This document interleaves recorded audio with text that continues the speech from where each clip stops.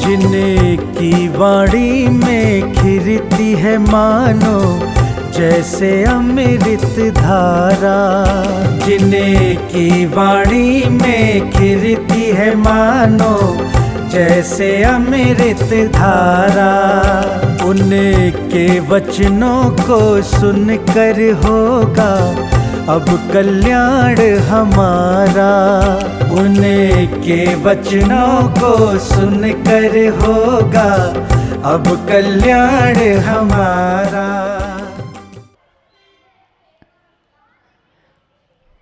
तो शांति नहीं है शांतिलाल जी। घर गृहस्थी परिवार में आप कितना भी करो, शांति का मार्ग यही है जो तीर्थंकरों ने बतलाया है, महापुरुषों ने बतलाया है, यही तो जैनत्य है। इस पथ पर तो चलना ही पड़ेगा, इस पथ पर ही चलना पड़ेगा। शांति हमारे अंदर है। दूध के अंदर घी है कि नहीं है? हाँ, कि घी बाहर से होता है? दूध के अंदर घी है, वैसे तो मेरे अंदर है, वही तो मेरे अंदर है। पाषाण के आत्मा पित्मा है, पित्मा कहीं बनाई नहीं जाती जैन दर्शन में, पाषाण के अंदर पित्मा है। सोना है, पाषाण के अंदर सोना है, अंदर है सब, बाहर नहीं है। ये कह रहा हूं मैं, और आप बाहर खोज रहे हो। जो भी चीज है अंदर है। पृथ्वी के गर्भ में जाओगे, रत्न है कि नहीं? इसलिए हिरण्य गर्भा पृथ्वी का नाम है, रत्न गर्भा इसके गर्भ में है। जो भी अंदर है बाहर नहीं है, और आप बाहर खोज कर रहे हो। यही सबसे बड़ी भूल है। आज तक हमने यही तो किया कि हम स्वयं सम्राट होकर के भी हम बाहर खोज करते रहे, और बाहर खोज करके चलते रहे, और भिखारी बन करके हम घूमते रहे, और जिंदगी भर हमने भीख मांगी, और अंत में मालूम चला जहाँ थे वही खजाना था, वही खजाना था। उसी खजाने को मुझे देखना है। ज्ञानियों बैठ जाओ, उसी खजाने को मुझे देखना है। सुरेंद्र भैया तभी सोच रहे हैं कि कहीं ऐसा खजाना मिल जाए। हाँ, पूरा झमेला समाप्त हो जाए। बोले हमारा लाल बैग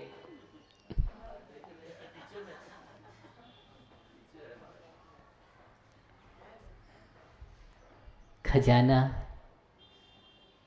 अभी भी वो सम्राट बन गया, लेकिन अब पड़ोसी राज्यों को जीतने की भूख।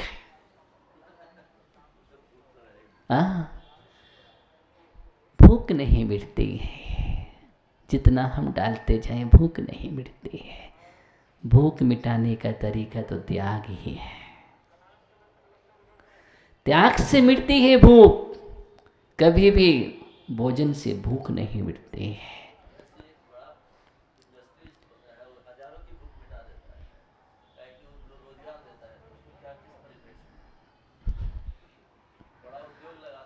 भूख नहीं मिटाता वो।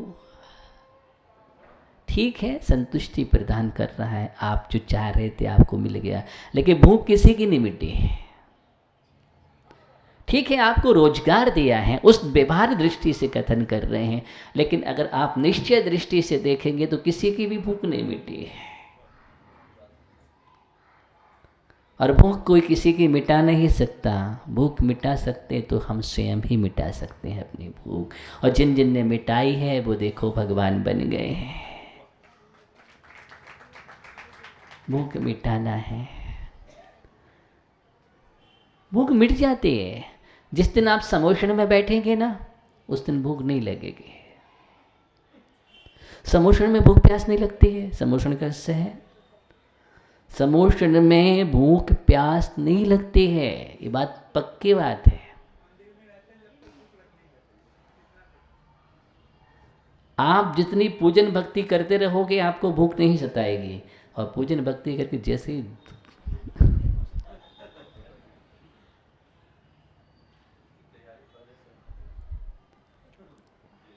इसलिए समोशन में बैठने से भूख प्यास नहीं लगती। इसका मतलब समोशन का सही अलग है।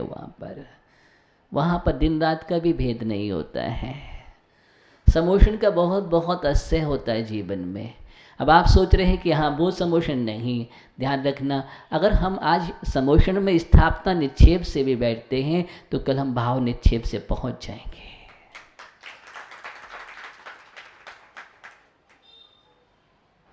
कहीं न कहीं वो भी तो स्थापना निक्षेप से कभी न कभी बैठे हैं। ध्यान देना, जिनका समोशन लगा है उनका भी अगर हम जीवन चरित्र को पढ़ेंगे तो वो भी कहीं न कहीं भगवान की आराधना भक्ति की है, वो भी उन्होंने समोशन किया है। कभी चक्रवर्ती बन करके समोशन लगाया है, अर्थात कल्पद्रु महापूजा करते रहे। उसके बाद भी वही जीव आगे चक्रवर्ती बनने के बाद तीर्थंकर भी बना है, ऐसा भी उल्लेख आता है। कोई सम्राट बन करके तीर्थंकर बना है, उनका समोशन लगा है। कहीं न कहीं बीज तो डाला है। इस सिद्धांत को समझना ललित भैया, उस जीव ने कहीं न कहीं बीज का वपन किया था, भगवान की भक्ति आराधना की थी, अपने जीवन में महानुष्ठान किया था। हम पढ़ते हैं महापुरुषों के चरित्र को कि उस बीज का फल एक हुआ कि आगे वो वृक्ष बन गया, वृक्ष बन गया।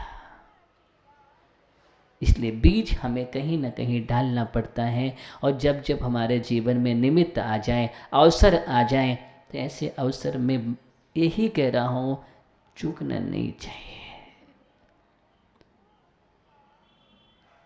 अभी आप लोग इतने शांत बैठे हो, इतने शांत बैठे हो, और जिस दिन समोशन लग जाएगा, अनुष्ठान शुरू हो जाएगा और आप नहीं बैठोगे, फिर आप पछताओगे।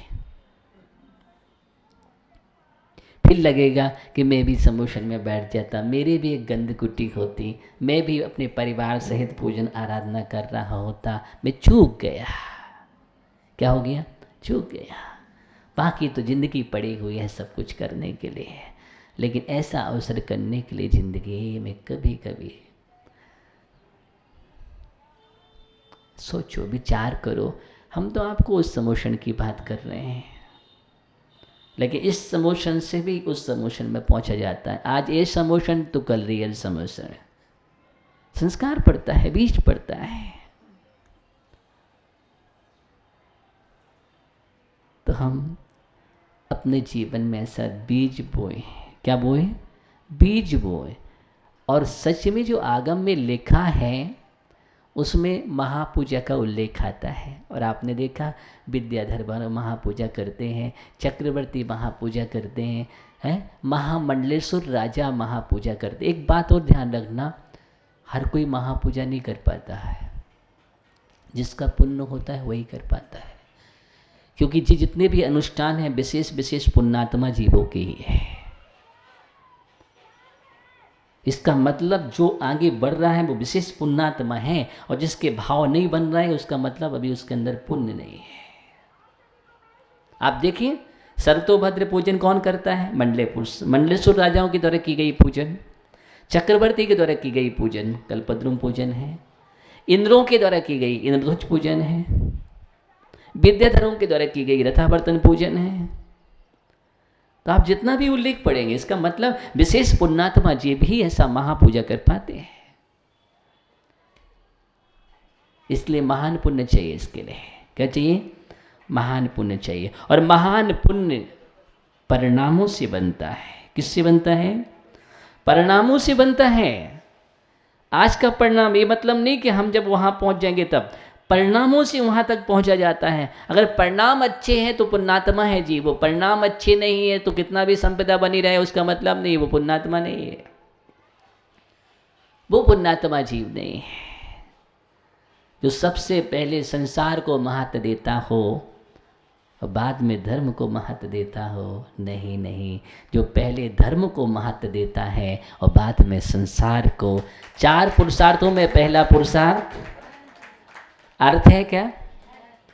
लेकिन हम तो अर्थ में पहले अर्थ को प्रदान कर रहे हैं, अर्थ प्रदान कर रहे हैं। बोले सीजन चल रहा है, इसका मतलब कौन सा पुरुषार्थ हुआ आपके जीवन में? पहला धर्म तो भूल गए आप, जबकि पहला पुरुषार्थ का नाम धर्म पुरुषार्थ है। धर्म पूर्वक अर्थ उसका है अर्थ, और धर्म से रहित अर्थ है तो है अनर्थ। इसलिए पहले धर्म पुरुषार्थ की चर्चा है, बाद में अर्थ पुरुषार्थ है।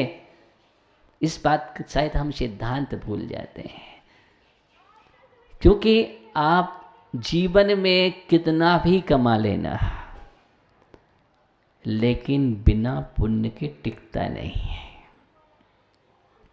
बिना पुण्य के आता भी नहीं है और टिकता भी नहीं है, दोनों हैं। इसलिए जो भी है, सबसे बड़ी संपदा का नाम पुण्य है, और पुण्य संपदा है तो सब कुछ है, और पुण्य संपदा नहीं है तो सब कुछ भी नहीं है। रत्न भी अंगारे बनते हुए देखे जाते हैं, रत्न भी अंगारे बनते हुए देखे जाते हैं, और अंगारे भी रत्न बनते हुए देखे जाते हैं। ये तो पुण्य पाप। इसलिए सबसे ज़्यादा अगर तुम्हें कमाई करना है तो पुण्य की करो। कई लोग होते हैं, अनेक दृष्टांत हैं, बोले विधान में बैठे बैठे उनके पास सूचना आ जाती है, और कई लोग विधान में बैठे बैठे करोड़पति बन गए। हाँ, क्यों? कि उसके इतना पुण्य जागृत हो गया, इतना पुण्य जागृत हो गया। ऐसी ऐसी सफलताएं मिलती है विधान में बैठने के बाद, मालूम चला उसके पास तो ओह कैसे बन गया। ध्यान रखना, पुण्य से होता है सारा कार्य। आज हम देख रहे हैं ऐसे ऐसे लोग हैं जिनका नियम है इतना निकालना ही है, इतना देना ही धर्म क्षेत्र में है। वो माला माल है, जितना निकाल रहे हैं उससे कई गुना आ रहा है। ये तो स्रोत है, कुआं से जल जितना निकले वो झरना है उसके अंदर, यहाँ निकालो वहाँ भर रहा है, कोई कमी नहीं है। क्योंकि पुण्य का स्रोत जिसका चालू है भरता चला जाता है, और जहाँ पुण्य का स्रोत बंद हुआ बस सब कुछ गया। इसलिए समंतभद्र स्वामी कह रहे हैं, यदि पाप निरोधनो संपदा किम प्रयोजन। यदि पाप का निरोध हो गया तो संपदा का कोई प्रयोजन नहीं है, अपने आप चली आएगी संपदा। और अथ पापस्त्य संपदा किम प्रयोजनम। पाप का आश्रय चल रहा है तो कितना भी कमाओ पता नहीं चलेगा संपदा कहाँ गई। कितना बढ़िया मंत्र दिया है आचार्य समंतभद्र स्वामी ने। इसलिए इस मंत्र का उपयोग करना चाहिए। हम लोग मांगते हैं मंत्र मिल जाए, तंत्र मिल जाए, अरे इतना बढ़िया तो मंत्र दिया है समंतभद्र स्वामी ने, उस मंत्र का उपयोग करना चाहिए नरेंद्र भैया। किसका? इस मंत्र का उपयोग जो करने लग जाए, देखो उसके पास कोई कमी नहीं है, संपदा की कोई कमी नहीं होगी। हम तो आपके लिए मंत्र बतला रहे हैं संपदा के लिए। आपको संपत्तिशाली बनना है, ऐश्वर्यशाली बनना है, तो ऐश्वर्यशाली बनने का समंतभद्र स्वामी ने मंत्र दिया है। और बनेंगे, नियम से बनेंगे, ये गारंटेड है एकदम। ऐसा नहीं कोई, एकदम क्लियर। इसलिए इस मंत्र का प्रयोग करो। राजेश ज्ञानी, इस मंत्र का प्रयोग करो। ऐसे नहीं, मंत्र का प्रयोग करना है अपने जीवन में। जब जब भी अनुष्ठान महापूजा आए तो चूक नहीं जाना ऐसे जीवन में। ये मंत्र का प्रयोग है। कौन सी कमाई? पुण्य कमाई। कल बतलाया था 3 प्रकार की कमाई होती है। कौन सी कमाई? बाप कमाई,